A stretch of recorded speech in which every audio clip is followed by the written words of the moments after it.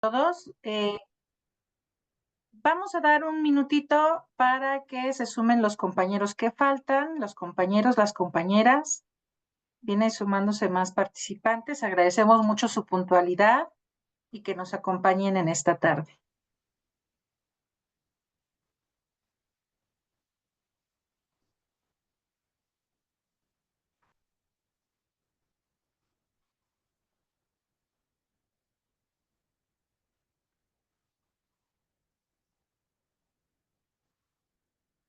Muchas gracias. Ya veo que están sumándose de Jalisco, de Oaxaca, de Durango, de Guanajuato, de Puebla,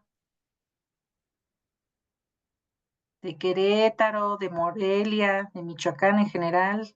Gracias por participar esta tarde. De Morelos, gracias. De Tabasco, de Coahuila, bienvenidas, bienvenidos a todos. De Tampico, buenas tardes. De Querétaro, de Cuernavaca, de Veracruz, de San Luis Potosí. Qué gusto que todos y todas estén conectados.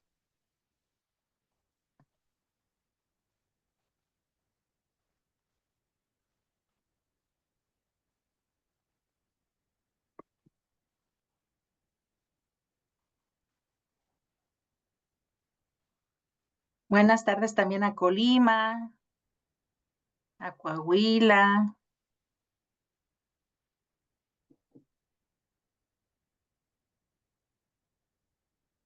Gracias. Muy bien, Monterrey, Chihuahua.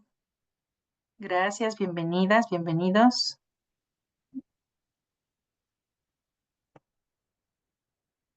Bueno, pues vamos a comenzar el webinar de esta tarde.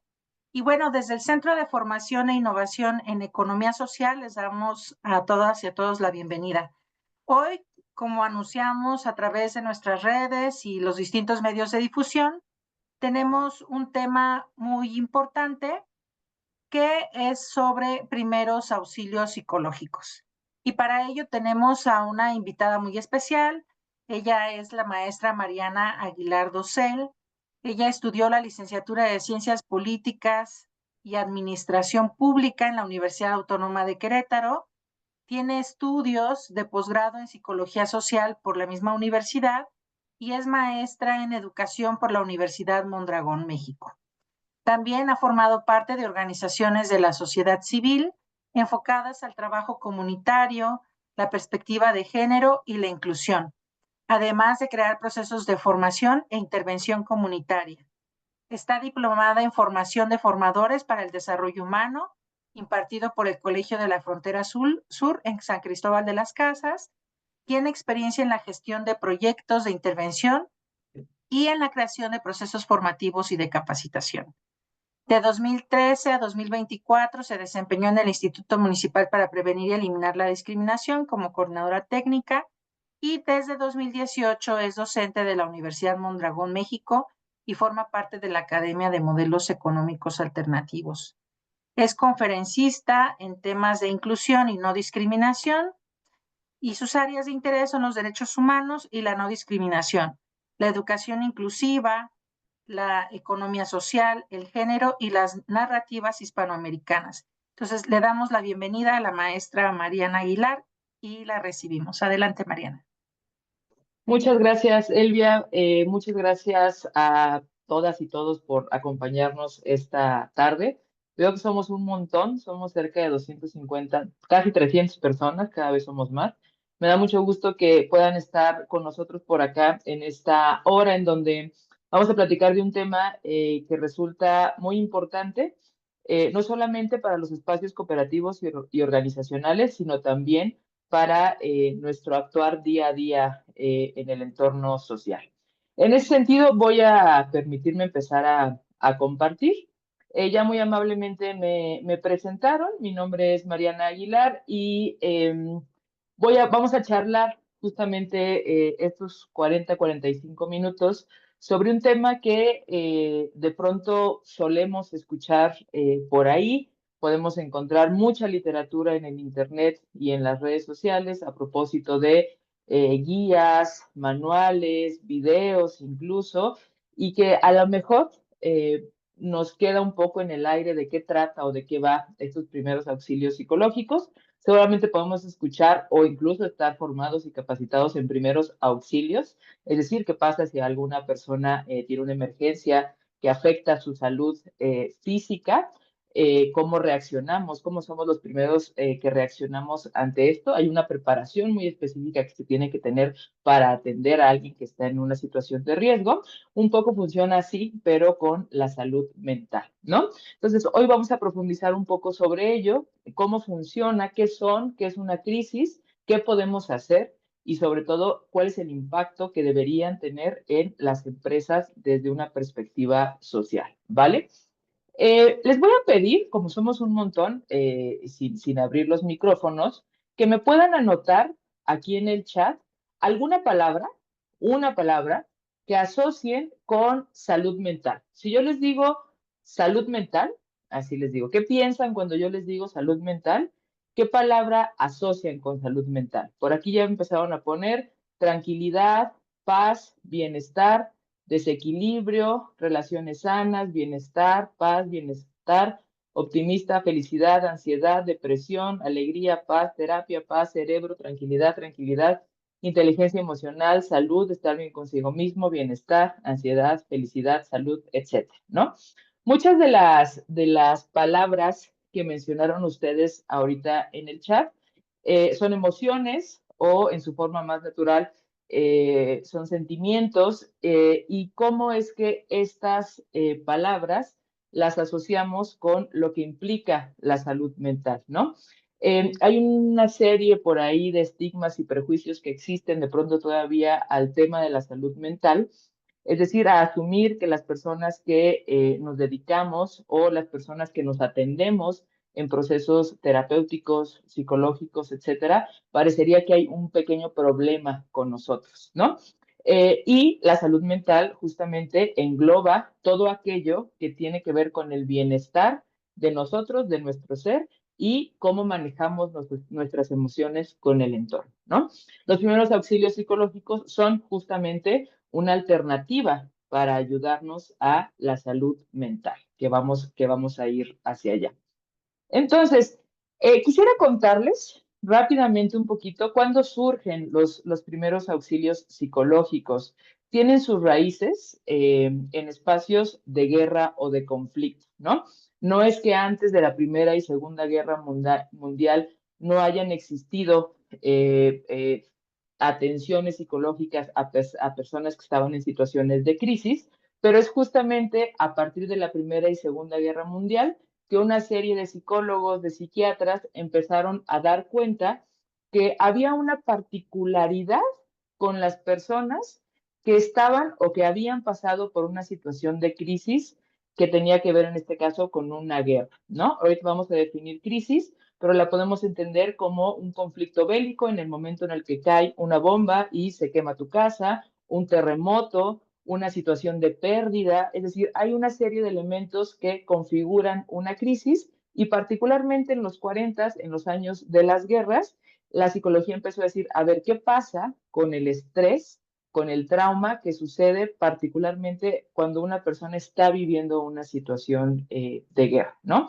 Es decir, hay personas que han estado expuestas a eventos traumáticos y que presentaban una particularidad de angustia intensa, ¿no? Esta angustia intensa se dieron cuenta los psicólogos que podía ser que no necesariamente requiriera un tratamiento prolongado si se contenía en el momento, ¿no? Entonces, los primeros auxilios psicológicos surgen cuando los psicólogos se dan cuenta que si uno atiende de primera mano esa primera crisis inicial, puede detener quizás consecuencias en la salud mental más prolongadas o con mayores dificultades de atenderse, ¿no? Eso es importante. Por ahí, en 1944, también en los 40, en el contexto ahí de entreguerras más o menos, en Boston había una discoteca, el Coconut Grove, que se incendió. Y se incendió y tuvo una cantidad de personas heridas y fallecidas impresionante, ¿no? O sea, la cantidad de personas ascendía a 480 y tantas personas en ese momento. Y cuando llegan los policías, los bomberos a la situación, pues evidentemente empiezan a notar que las personas que habían, los sobrevivientes, las personas que estaban viendo a sus amigos, las personas que estaban tratando de salir del lugar, tenían unas condiciones muy particulares. Y entonces Lindemann, que fue un psicólogo, dijo, a ver, esto que se requiere hacer aquí en lo particular, le tenemos que llamar intervención en crisis. ¿Qué significa esto? Que sí, que los primeros auxilios psicológicos funcionan y tienen un objetivo particular cuando hay un entorno de crisis en el que el psicólogo, o en este caso el acompañante, la persona que está formada, puede llegar y atender esa crisis a través de una metodología. Claro, si nosotros o nosotras tenemos a algún amigo o amiga o un compañero o compañera de trabajo que de pronto recibe una llamada y alguna vez me tocó en la oficina una compañera, recibió una llamada, su mamá acababa de fallecer, ella entró en un momento de crisis muy fuerte, con llanto descontrolado, y entonces la mayoría de lo que hacían el resto de los compañeros era acercarse, a abrazarla, a decirle que la querían, etcétera, ¿no? Esa es una forma en la que quizás nosotros podemos acompañar a personas que están en una situación de crisis. Pero esos no son primeros auxilios psicológicos y eso hay que diferenciarlo, porque los primeros auxilios psicológicos están diseñados para la intervención en crisis, pero tienen una metodología. Ojo, no significa que no podamos acompañar a una persona cuando está en crisis, ¿no? Que no podamos estar ahí o preguntarle qué necesita. Pero para ejercer primeros auxilios psicológicos hay que tener una formación un poquito más particular, ¿vale? Entonces vamos hacia allá. Después de que ocurrió esto, de que se empezó a estudiar cómo estaban las personas después de un trauma como la guerra, de que en el 44 ocurriera esta discoteca en Boston, en los años 50 y 60, un par de psiquiatras y psicólogos empezaron a profundizar más con este asunto de la intervención en crisis, ¿no? Y lanzaron una tesis, es la que les decía al inicio. La tesis es, si nosotros como personas formadas, acompañamos a las personas de manera inmediata cuando ocurre una crisis, hay una probabilidad de que los trastornos psicológicos sean menos severos a largo plazo. Es decir, sucede lo mismo con estos primeros auxilios que con los primeros auxilios de la salud física del cuerpo, ¿no? Si yo sé cómo dar RCP a una persona para que, o cómo hacer la mancuerna Hamlin-Pause si se me atoró algo en la garganta, pues bueno, lo que estoy previniendo, lo que estoy haciendo es solucionando algo que va a tener trastornos físicos mucho mayores o en el caso de la salud física a veces la muerte, ¿no? Entonces, los primeros auxilios sirven justo para intervenir en ese momento en particular y prevenir que esa situación escale a algo más complicado y a más largo plazo, ¿va? Ya muchos años después, no tiene tantos, en el 2009, la Organización Mundial de la Salud y particularmente la Cruz Roja, y ustedes dirán, bueno, ¿por qué la Cruz Roja? Pues la Cruz Roja suele ser la organización de primeros respondientes en espacios y situaciones de guerra o de conflicto o de ayuda humanitaria, ¿no? Entonces, ahí van a encontrar mucha bibliografía justamente de la Cruz Roja y, en este caso, de la OMS, que publican en el 2009 la primera guía oficial de primeros auxilios psicológicos, ya con un protocolo que hoy vamos a conocer basado en evidencia científica. ¿Por qué es importante esto? Porque la evidencia científica ha demostrado que seguir estos pasos, que formarnos en estos temas y seguir cada uno de los pasos que te propone el protocolo de primeros auxilios psicológicos, tiene efectos benéficos para la persona que está recibiendo la atención por parte de una persona especialista o conocedora del tema, ¿va? Eso es importante. Y entonces, ¿qué son? O sea, ¿qué son los primeros auxilios psicológicos? ¿Cómo funcionan? ¿Para qué? ¿Cómo podemos aprenderlos? Primero, los primeros auxilios psicológicos son un enfoque, pues, de la psicología basado en evidencia, ya dijimos, y destinado particularmente a ayudar a niños, niñas, adolescentes, personas adultas, familias afectadas por un incidente crítico. Los primeros auxilios psicológicos pueden atenderse a una persona o pueden atenderse de manera grupal. Los primeros auxilios psicológicos son las primeras atenciones que reciben los afectados por algún tipo de incidentes, que es una crisis, y en tanto se aplica en las primeras horas tras el impacto. Y ahorita lo vamos a ver porque una atención desde los primeros auxilios psicológicos puede durar minutos o puede durar horas, pero se busca que sea la primera atención que reciben los afectados en este tipo de incidentes. No es casualidad que las personas, o deberían las personas que son los primeros respondientes en situaciones civiles donde está involucrada alguna autoridad, tengan dentro de sus áreas de atención psicológica para poder aplicar primeros auxilios psicológicos en el caso de alguna situación en crisis, ¿no? Los primeros auxilios psicológicos, esto es un disclaimer, un apunte bien importante, pueden ser aplicados por cualquier persona, es decir, yo, por ejemplo, tengo formación en psicología social, que, bueno, a mí en la maestría me enseñaron el trabajo con grupos, teorías de acompañamiento grupal, pero si yo fuera ingeniera o si yo fuera maestra nada más o pedagoga, etcétera, y no tuviera una formación al respecto, me podría formar en primeros auxilios psicológicos. Y esto es importantísimo. Esto no significa, lo que les decía al inicio, que cualquier persona pueda realizar primeros auxilios psicológicos, y de pronto eso nos pasa mucho en las empresas cuando me toca dar estos temas, ¿no?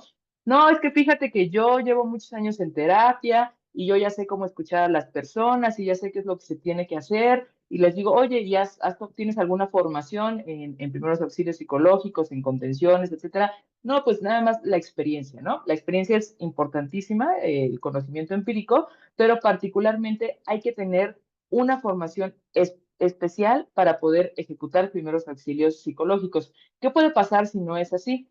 Puedo yo hacer la situación más complicada. A lo mejor yo tengo la mejor de las intenciones en acercarme a acompañar a una persona que está en crisis, pero si no tengo los conocimientos de cómo hacerlo, puedo quizás hacer más complicada la situación. Entonces, sí, pueden ser aplicados por cualquier persona en tanto estén formadas con elementos para atender desde los primeros auxilios psicológicos, ¿vale? Y entonces vamos a definir así a los PAP o al PAP como una intervención inmediata, breve y no invasiva. Esto también es importantísimo, ahorita lo vamos a ver. Y no invasiva tiene que ver incluso con el contacto físico. Es decir, yo voy a acercarme a intervenir con una persona o con un grupo que está en una crisis, que busca no ser invasivo y sobre todo que busca ser breve. No es terapia, no es un proceso terapéutico ni siquiera conductivo, conductual o sistémico en el que yo vaya a dar un acompañamiento, ¿no? Para eso se requiere otra formación. Es decir, yo soy el enfermero o el que va en la ambulancia de la salud mental, el paramédico de la salud mental. Yo recibo, atiendo la crisis y en caso de ser necesario, canalizo con especialistas. ¿Qué busca? Evidentemente, brindar apoyo emocional y reducir el impacto psicológico. Hay muchas organizaciones que hablan del PAP como un enfoque de apoyo humanitario a corto plazo, justamente que busca ayudar en situaciones de crisis para reducir angustia y fortalecer las capacidades de afrontamiento. Suele suceder que cuando estamos en una situación de crisis, nuestra capacidad cognitiva de tomar decisiones, de ser creativos o resolutivos para tomar una decisión, suelen verse disminuidas. Y en ese sentido, la angustia se apodera de muchos de los elementos corporales y del pensamiento. Entonces, lo que se trata de hacer desde el PAP es, a ver, ¿cómo ayudo a estas personas a que sostengan la crisis y puedan avanzar en lo que tiene que suceder para afrontar la pérdida, el alejamiento, el duelo, etcétera, o la crisis que estén enfrentando, ¿vale? Entonces, las tres características o los tres objetivos del PAP previenen efectos negativos a largo plazo, como ansiedad prolongada, depresión o distimia o estrés postraumático. Brindan apoyos en momentos de crisis y son aplicables en cualquier entorno, desde un terremoto hasta una crisis individual por alguna situación particular de alguien en mi entorno, en mi familia o con mis amigas o amigos, ¿vale? Y vamos entonces a entrarle a algo que es importante, porque de pronto podemos confundir qué es una crisis, ¿no? Por ejemplo, se escucha mucho decir, ah, tengo una crisis económica, ¿no? Todo el tiempo, quizás no hago bien yo las cuentas, no organizo bien mi dinero, entonces tengo una crisis económica. O tengo amigas que tienen hijas e hijos y entonces yo les llamo un día en la tarde y me dicen, es que estoy en crisis porque tengo un niño bañando, al otro haciendo la tarea y yo estoy planchando, etcétera. Entonces, me dicen, estoy en crisis porque estoy muy desorganizada, ¿no? Desde la que también todas estas son crisis. Desde la psicología, fíjense, la crisis tiene que ver con un estado temporal, es decir, temporal, de trastorno y desorganización. Es decir, es ese momento, seguramente lo han sentido, si no les pido que traten de recordar algún momento en el que se hayan sentido así, es ese momento en el que recibes o estás en una situación o recibes una noticia y tu mente, tu cabeza, tu cuerpo empieza a sentir, de pronto podemos sentir que respiramos muy rápido, podemos sentir que nos tiemblan las manos, podemos llorar de manera incontrolable. Hay una incapacidad de las personas por manejar la situación. Usualmente los seres humanos saludables, digamos, en el ámbito, desde una manera holística, cuando tenemos una situación de estrés, pues bueno, ¿no? Hay quien puede decir, me voy a caminar 2 cuadras, voy a fumarme un cigarro, dame un espacio, o ahorita lo platicamos, si te estás peleando con alguien o con tu pareja, si recibes una mala noticia, sientes que te enojaste y entonces aprietas mucho las manos, pero usualmente ese tipo de situaciones parecería que las podemos controlar. Es decir, yo puedo manejar, me siento muy triste, siento que me rompió en el corazón, me siento muy preocupado, me siento con mucho dolor, pero si yo soy capaz de manejarlo, entonces no necesariamente es una crisis. Si de pronto este trastorno y desorganización me impide, me nubla, no sé qué estoy haciendo, no sé a dónde voy, tengo una conocida, mi cuñada, que se separa de su pareja y un día iba manejando y de pronto cuenta que se le olvidó cómo manejar, ¿no? O sea, la separación había sido tan fuerte que iba manejando y se dejó el coche detenido, le tuvo que hablar a una amiga y le dijo, es que no recuerdo cómo manejar, ¿no? Estaba teniendo una crisis y era incapaz de, en ese sentido, de mover su carro, ¿no? Esas son las crisis, esos estados temporales de trastorno y de desorganización. Job dice, las crisis son un periodo de malestar que suelen resultar de eventos estresantes o que desafía los mecanismos habituales de afrontamiento. Todas las personas solemos tener mecanismos de cómo afrontamos la vida, ¿no? El tráfico, las deudas, a los hijos, a la familia, el estrés, un poco la tristeza, es decir, todos tenemos mecanismos, ya más o menos sabemos hasta dónde se puede estirar la liga, qué tanto puedo yo hacer esto para que no me estrese tanto, cómo manejo mi estrés, etcétera, ¿no? Ya vamos aprendiéndolo.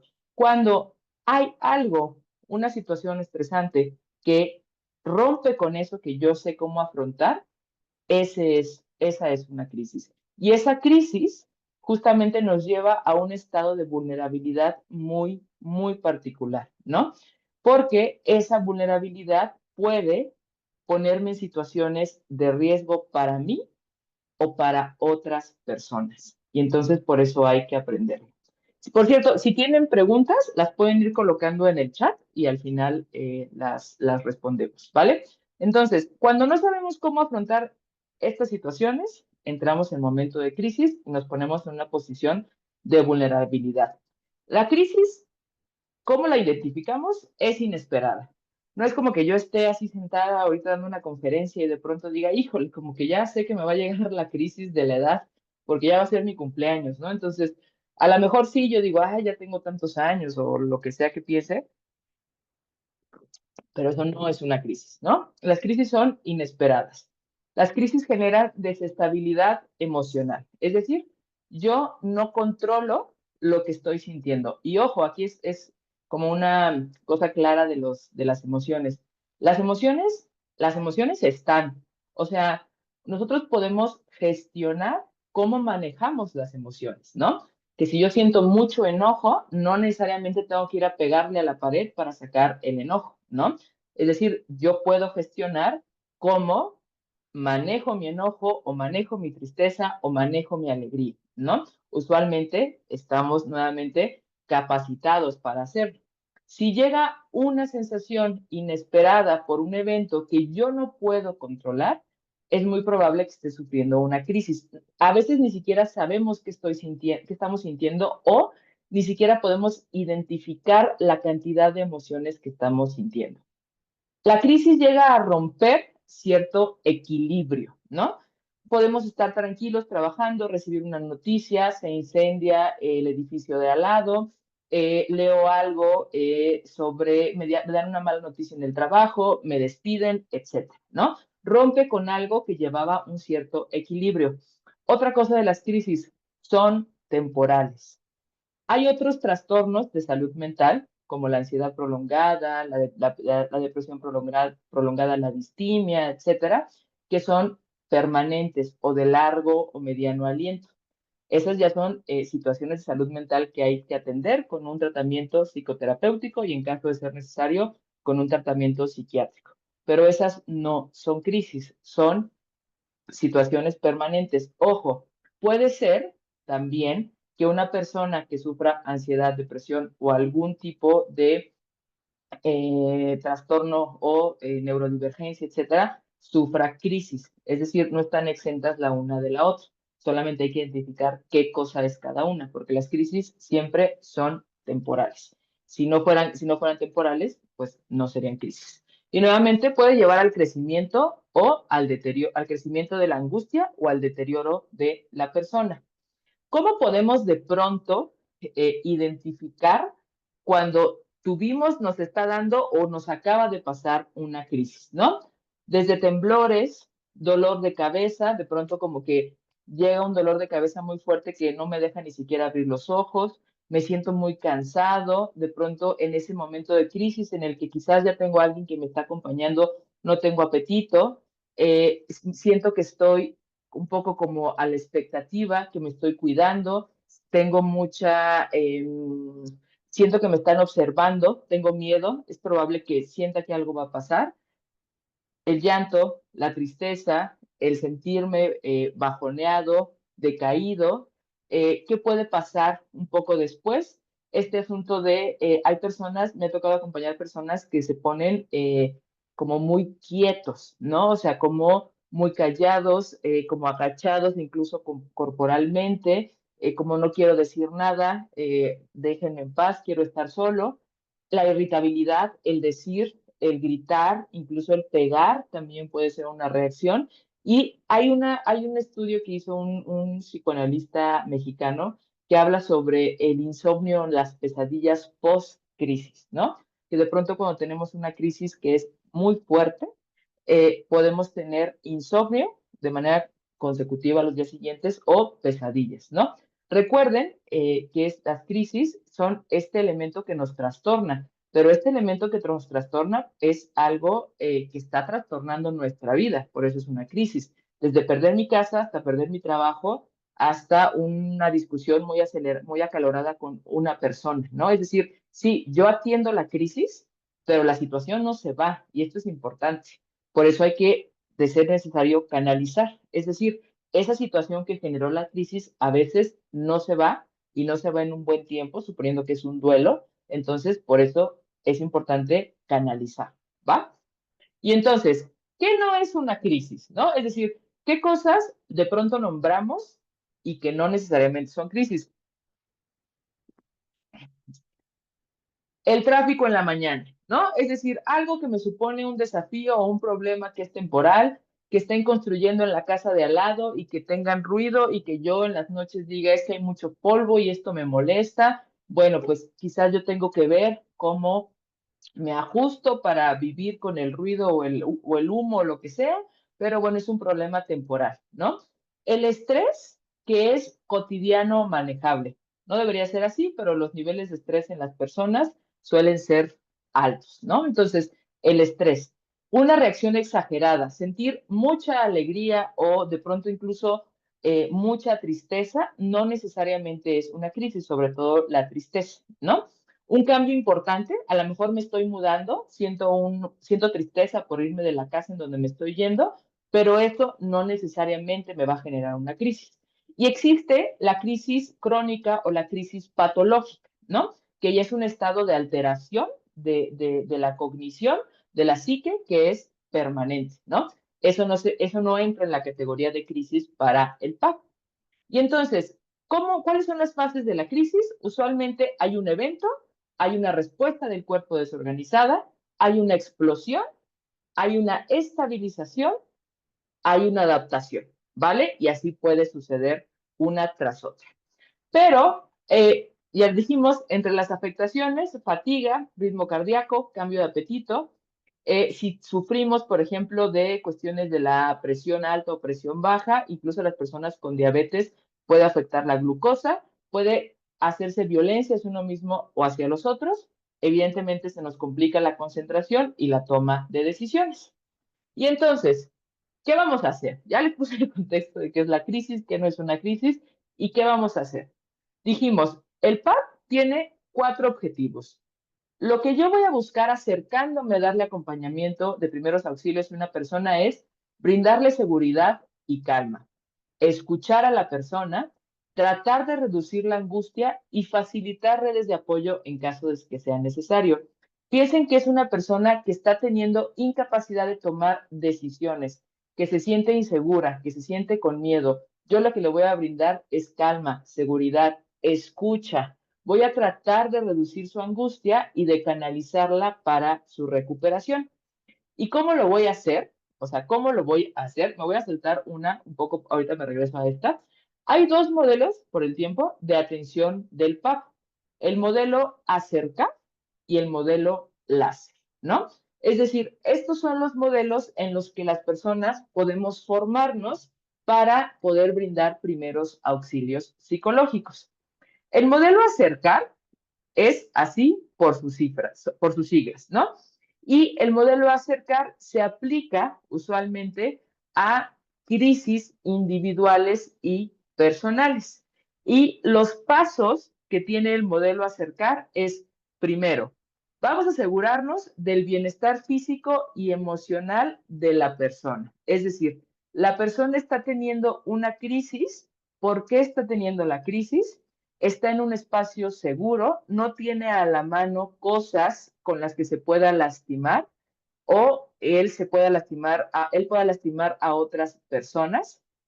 La tranquilidad. De pronto, las personas que quieren tratar de contener a una persona en situación de crisis llegan y la sostienen, ¿no? O sea, cuando las personas, su cuerpo está muy alterado, ¿no?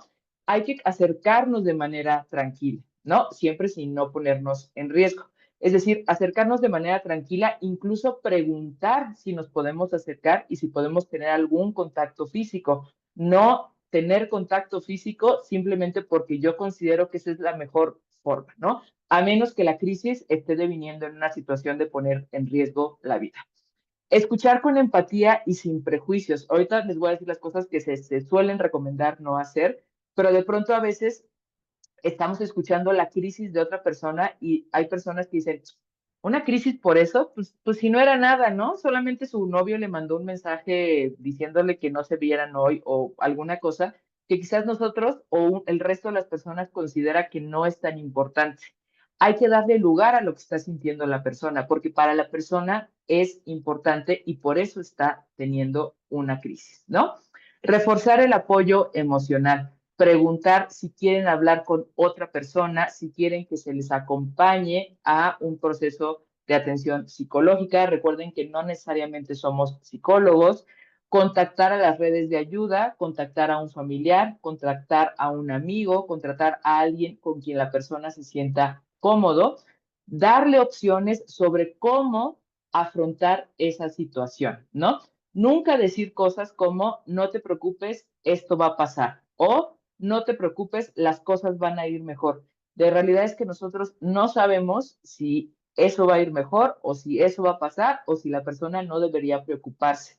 No se trata de tratar de decirle a la persona que las cosas que está viviendo no son tan graves o que van a pasar. Simplemente se trata de tranquilizar y de tratar de quitarle la angustia a la persona con los hechos reales, ¿va?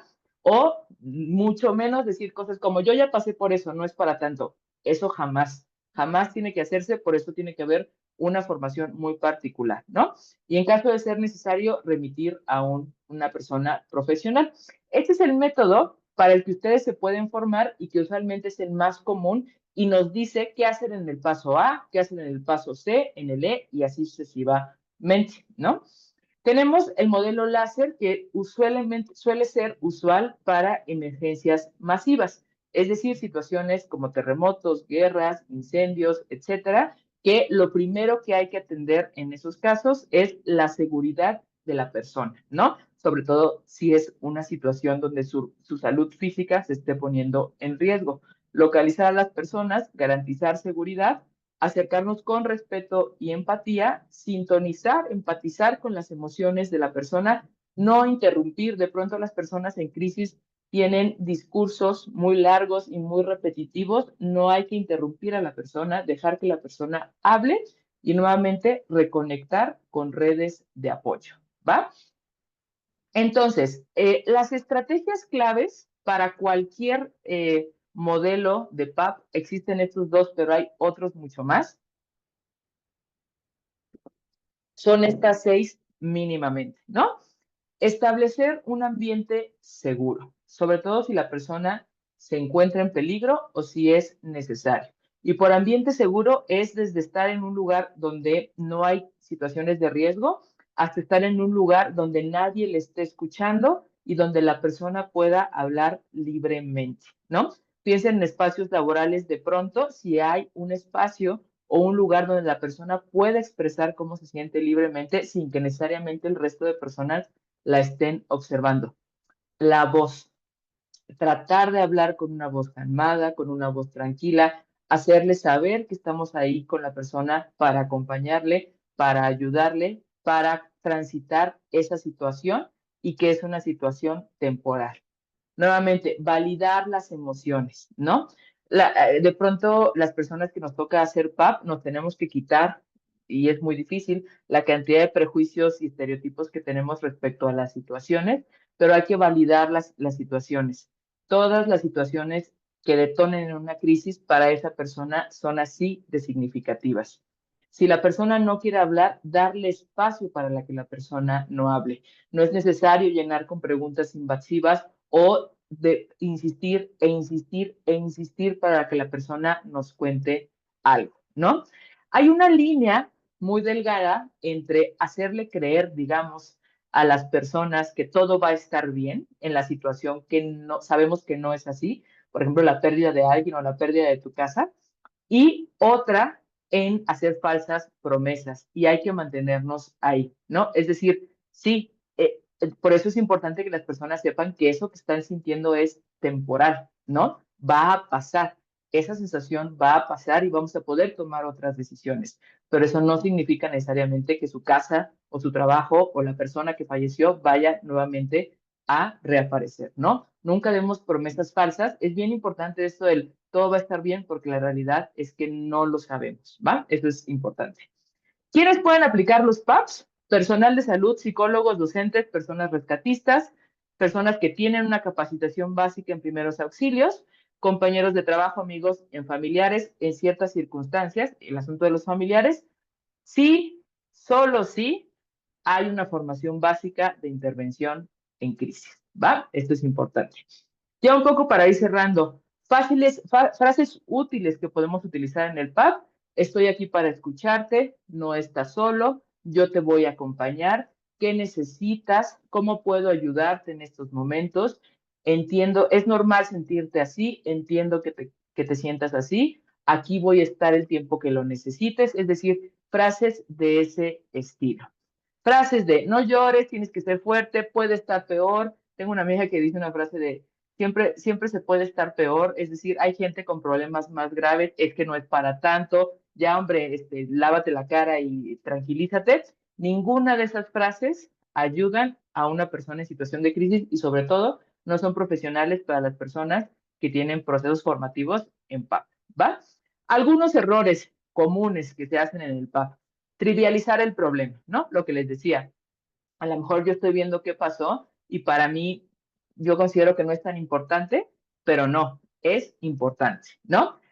Si quizás yo no sé el contexto de la historia y voy a dar consejos, y de hecho, en el PAP no se dan consejos, los psicólogos no dan consejos, ¿no? Lo que se hace es la escucha, lo que se hace es tratar de calmar la angustia. Piensen en la oralidad, ¿no? Como hablando en terapia, eso es el proceso terapéutico, hablando puede salir la angustia, la tristeza, la alegría, pero no se dan consejos, ¿no? No tienes que decir, no, lo que tienes que hacer es echarle ganas para salir de aquí más fuerte. Lo que no te mata te hace más fuerte. Todas esas cosas nunca se dan consejos. Nunca se invade el espacio personal sin consentimiento. Yo puedo preguntarle, ¿te parece bien que me acerque? ¿Te parece bien que ponga tu mano en mi hombro? No llegas y abrazas, no llegas y le haces piojito. No, eso lo puedes hacer con tu amigo que está triste, que se siente mal, etcétera, pero en un proceso de PAP eso no puede ocurrir. Y nuevamente, no, la persona va a contar lo que la persona quiera contar y necesite contar, ¿no? No necesito más detalles. Si murió alguien, no necesito saber cómo murió, no necesito saber de qué estaba enfermo, no necesito, de eso no va el PAP, ¿no? Va de reducir la angustia. Las consideraciones éticas es confidencial, ¿no? Sobre todo ocurre en espacios, en empresas, en organizaciones, las personas a veces no hay áreas específicas de atención psicológica, pero sí hay áreas que tienen personal formado en primeros auxilios. Y bueno, una de las cosas más importantes es la confidencialidad. Nunca se divulga lo que la persona comparte. La autonomía, respetar a la persona para hablar y tomar sus decisiones, siempre y cuando no se ponga en riesgo esa persona u otras personas. Respetar la cultura y creencias de las personas. A veces pueden estar en una crisis por una situación que a nosotros nos parece completamente inadecuada, éticamente incorrecta, o la razón que sea, hay que respetar cómo vive la persona esa situación y las creencias que tenga esa persona por la que está en crisis, ¿vale? Y ya para cerrar, me gustaría cerrar con esta frase antes de entrar los últimos minutos a preguntas y respuestas. Primero, decirles que el PAP es una herramienta muy útil para las organizaciones y sobre todo para las organizaciones que se preocupan y que ponen al centro a las personas, como las empresas de economía social. Preocuparse por la salud de las personas con las que trabajamos, con las que colaboramos, con las que crecemos y construimos, es fundamental, porque así como es fundamental estar bien saludable del estómago, no tener ninguna enfermedad crónica que sea limitativa, es igual de salud, es igual de importante para las organizaciones tener personas que en la medida de lo posible estén estables o felices, lo que sea que eso signifique. Y preocuparnos por las personas implica sí preocuparnos por su salud mental. Entonces, la invitación es generar estos espacios en las organizaciones donde a través de esta herramienta, como el PAP, podamos estar listos y alertas para situaciones que pueden ocurrir con nuestras compañeras y con nuestros compañeros. Para cerrar, antes de preguntas y respuestas, Bell Hooks es una pedagoga feminista que a mí me gusta mucho y dice, nuestra sanación comienza cuando entendemos que la lucha por el bienestar mental no es solo individual, sino colectiva. Necesitamos comunidades que nos nutran, que validen nuestro dolor y que nos ayuden a imaginar futuros donde no tengamos que sobrevivir, sino vivir plenamente. Ojalá que las organizaciones en las que estén puedan brindar eso y creo que el PAP es una herramienta colectiva que nos puede ayudar al bienestar mental. ¿Vale? Y ahora sí, me voy a ir a preguntas. Somos un montón, entonces no vamos a abrir el micro. Eh, Por acá, bueno, tengo algunas felicitaciones, muchas gracias. Si hay alguna pregunta en particular. Sí, por ahí preguntaban que cómo se puede dar primeros auxilios psicológicos por teléfono. Hay, por ejemplo, cuando me tocó trabajar en el municipio de Querétaro, se creó una línea que se llamaba la línea 070 y lo que hizo, se creó durante el COVID, ¿no? Entonces, se sigue exactamente el mismo protocolo, pero particularmente a través de la voz. Estas líneas que existían como de joven a joven o la línea Telmujer, etcétera, lo que hacen es recibir usualmente situaciones de crisis en los que la persona a través del teléfono, con una voz calmada, le pregunta a la persona qué le quiere contar, cómo se siente, qué necesita, un poco para sacarla de esa situación en crisis en la que está, ¿no? También, es decir, es seguir el mismo protocolo, simplemente por teléfono. Hay algunas estrategias, por ejemplo, con la modulación de la voz que nos enseñan para la atención en crisis.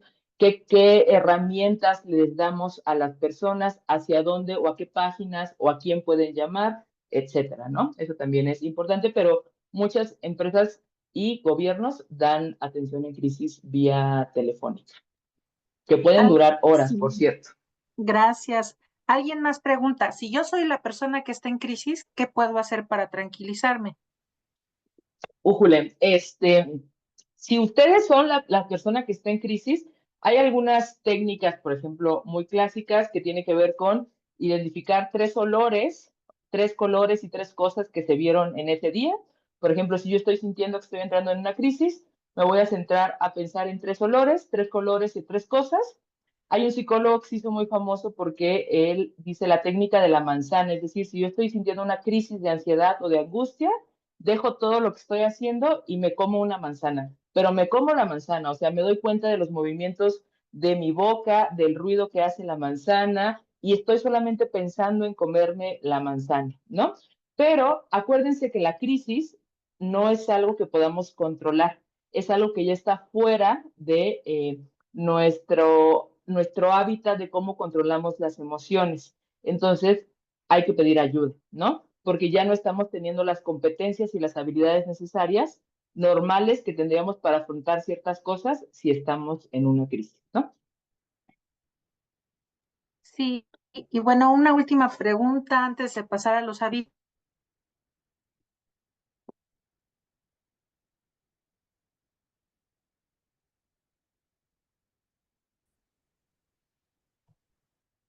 Elvia, como que te cortaste un poquito y entonces ya no, ¿Ahorita me escuchan? ya te Ah, escuchamos. algunos preguntaban que hay niños, adolescentes y jóvenes que entran en crisis. ¿Qué pueden hacer ahí por influencia de las redes sociales? Pero bueno, primero hay que identificar si es una crisis, ¿no? Es decir, acuérdense que la crisis puede ser detonada por algo que un niño o niña o adolescente vio por redes sociales. A lo mejor lo que está sintiendo, no lo sé, es una situación un poco de angustia o una euforia desbocada o de pronto se pusieron muy tristes, pero no necesariamente es una crisis. Si es una crisis, si ustedes identifican la crisis como tal con los elementos, es importante buscar ayuda inmediata, pues, con una persona, un psicólogo o una línea que pueda atender esas crisis. Hay un manual en particular para adolescentes que se llama Primeros Auxilios Psicológicos para Adolescentes y para niños, porque las particularidades de las infancias y de las adolescencias son distintas, ¿no? Pero en general está fundamentado en lo mismo. Muchas gracias, Mariana. Y bueno, para finalizar, nos preguntaban que dónde puede haber un curso, ¿verdad?, sobre primeros auxilios psicológicos. Y justamente queremos invitarles a un curso que tenemos disponible en la página de Cefies. Ustedes entran a cefies.com, a esta diapositiva, tómenle foto, etcétera. Y ahí en la página le van a dar clic donde dice portafolio educativo. Es más, me voy a meter para que puedan ver exactamente dónde.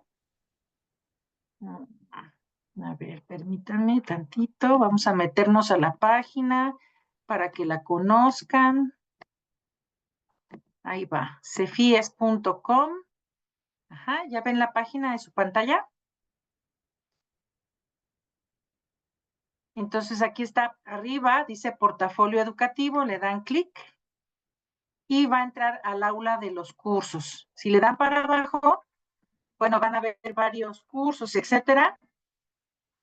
Y ahí vamos a buscar, están en orden alfabético, entonces nos vamos hasta la P, hasta primeros auxilios psicológicos. Como ven, tenemos muchos cursos, ¿no? Vamos a darle para abajo. Ahí está, primeros auxilios psicológicos. Y ahí van a encontrar un video introductorio, pero cuando le dan clic, les va a pedir que se registren. Ahí les vamos a pedir que ustedes pongan registrarse como usuario. Le vamos a dar clic. Y una vez que entran, ustedes ponen sus datos, ¿no? Les va a pedir usuario, contraseña, dirección de correo, que lo repitan, su nombre, apellido, ciudad. Esto es importante que lo llenen. Vamos a llenarlo así rapidísimo. El viecita, ¿no? Voy a poner un correo real, eso es importante, porque si no ponen el correo real, no les va a permitir que ustedes confirmen su acceso. Yo estoy poniendo ese de ejemplo. Aquí le pongo, ¿no? Mi nombre, de qué ciudad soy, esto es importante, ¿no? Aquí le vamos a poner Querétaro abreviado. ¿De qué país soy? Porque hay compañeros aquí en este webinar que son de Honduras, que son de Colombia. La referencia de nuestro sexo es solamente para tener datos estadísticos, mi edad y a qué organización pertenecen. Yo, en mi caso, CEFIES. Entonces le doy crear cuenta nueva. Y a la hora de ponerle crear cuenta nueva, me dice que me han mandado un correo para confirmar mi registro. Entonces yo entro a mi correo, le voy a dar a actualizar aquí, y ahí dice mesa de ayuda, confirmación de la cuenta. Le damos clic, me aparece un link para confirmar, y una vez que confirma me dice gracias, continuar.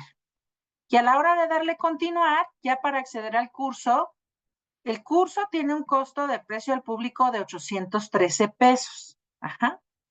Pero por asistir a este webinar, que es muy importante, les vamos a dar un código de acceso con el cual ustedes pueden pagar solo 49 pesos, ¿no? En una modalidad totalmente autodirigida. Cuando le dan ahí costo 49, le dan ingresar el código y ya les permite hacer el pago, ¿no? Con una tarjeta bancaria, cualquier banco de cualquier parte del mundo lo pueden hacer. Entonces voy a quitar esto para darles el código, para ponérselos aquí. Ahora, ¿qué es importante? Este código es para que puedan hacer el curso 100% autodirigido. Ajá. ¿Eso qué quiere decir? Que pueden acceder al contenido del curso, hacer sus actividades, etcétera.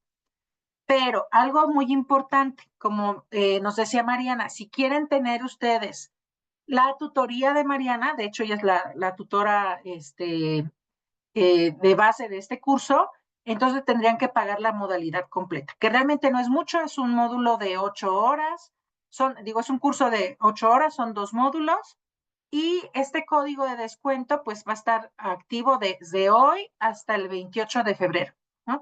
Entonces con ese código pueden pagar 49 pesos, pero sin la tutoría. Si quieren la tutoría, es decir, que además de acceder a los contenidos, Mariana les pueda dar alguna explicación, que puedan comentar dudas, etcétera, entonces el costo sería de 800 y cachito de pesos, ¿no? Entonces, bueno, ese es nuestro primera comercial que queremos hacerles. Y el segundo es una invitación. El 28 de febrero vamos a tener un webinar, esto es como muy contable, sobre una norma que se llama IFRS 9 en el sector de sociedades cooperativas de ahorro. Va a ser un evento híbrido, es decir, vamos a tener gente presencial en la universidad, pero también se va a transmitir por las redes de la universidad y de CEFIES, y pueden entrar en este QR que tenemos aquí a la derecha para que puedan inscribirse y les llegue el link de conexión, ¿no? Entonces, pues están todas y todos invitados. Y bueno, pues no me queda más que agradecer su presencia nuevamente para que sigamos construyendo juntos un futuro más justo. El próximo webinar, acuérdense, son tercer lunes de cada mes a las 6 de la tarde, y en marzo, el webinar de marzo va a ser sobre negociación, resolución de conflictos y comunicación. Entonces, bueno, pues ya tendremos por ahí las novedades y si tienen alguna duda del código, nos pueden decir por aquí. Se los pongo otra vez, aquí me lo están pidiendo para cerrar. Voy a poner aquí y me regreso. Ajá, entonces con ese código pueden acceder a ese curso y a los demás, ¿no? Pero especialmente a este. Y recuerden, ese código tiene una vigencia de aquí al 28 de febrero, después ya no lo ya no va a ser válido para esta promoción que tenemos hoy. Y bueno, pues ojalá que puedan aprovechar la información, las estrategias que se han diseñado para que puedan ustedes tener algunas herramientas, ¿verdad? Pues muchísimas gracias. Buenas tardes a todas y todos. Nos vemos en el próximo webinar. Muchas gracias, Mariana, por todo.